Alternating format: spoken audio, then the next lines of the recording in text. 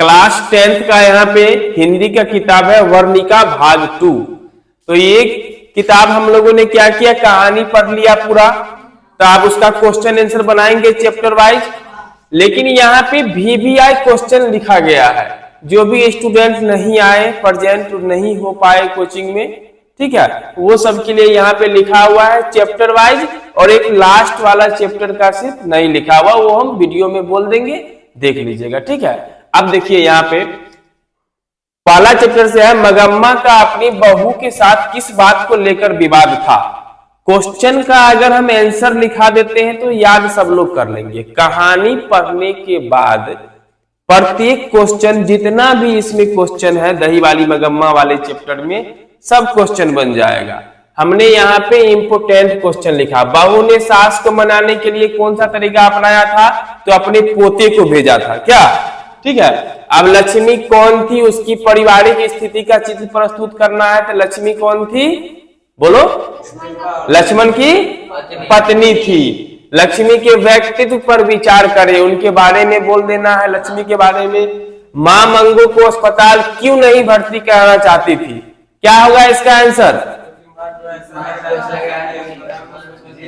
हाँ, मां चाहती थी, क्या, मां सोचती थी कि हम तो यहाँ पे मंगू को बढ़िया से रखते हैं, अब अस्पताल में इसका देखरेख अच्छा से हो पाएगा या नहीं हो पाएगा, ठीक है।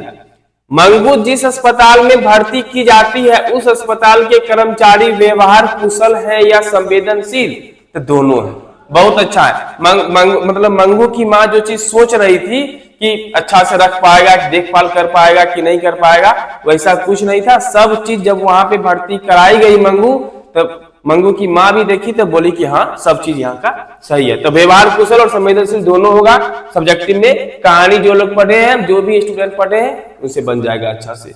पापती कौन थी, पापती वली लमाल की पुत्री थी, और वह शहर क्यों लाई गई थी, इलाज कराने के लिए लाई गई थी। और पापती को कौन सी बीमारी थी, मेनिंजाइटिस, ठीक है। बड़े डॉक्टर के आदेश के बावजूद पापती अस्पताल में भर्ती क्यों नहीं हो पाती है, कौन बताएगा इसका आंसर।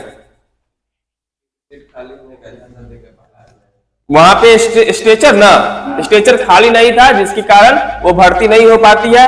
और एक चैप्टर और है यहाँ पे, धरती कब तक घूमेगी, कहाँ का चैप्टर है ये, राजस्थान, कहाँ का है ये, राजस्थानी है, जिनके लेखक का क्या नाम है, सामरदैया।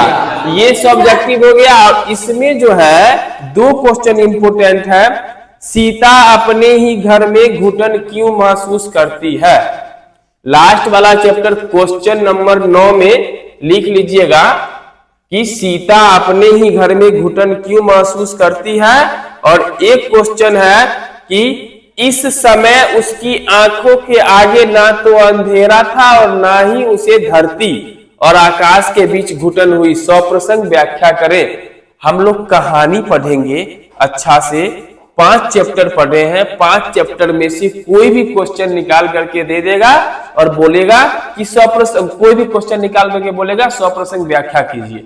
तो उसमें आंसर कैसे लिखा जाना चाहिए कि प्रस्तुत पंक्ति, जैसे कि सीता वाला है, ये चैप्टर से लिया गया है, जिनके लेखक का नाम ये, और उनमें क्या बोलना चाहते हैं लेखक, उनके बारे में लिखना है। तो कहानी पढ़ेंगे अच्छा से तभी क्वेश्चन बनेगा, कहानी नहीं पढ़ेंगे तो नहीं बनेगा। इसलिए ये किताब है, ये किताब का प्रत्येक कहानी आप लोगों को पढ़ना होगा। और कहानी पढ़ने से 2 बेनिफिट है, एक ऑब्जेक्टिव पूरा क्लियर हो जाएगा अच्छे से, और सब्जेक्टिव में हम यहाँ पे प्रत्येक चैप्टर से 2-2 क्वेश्चन लिख दिए हैं, ठीक है। अगर मानिए कि ये दोनों में से अगर नहीं पूछा कोई भी, तो हम कैसे बनाएंगे, हम कहानी पढ़े रहेंगे तब ना सब क्वेश्चन बना लेंगे। तो इसलिए कहानी पढ़ना बहुत जरूरी है।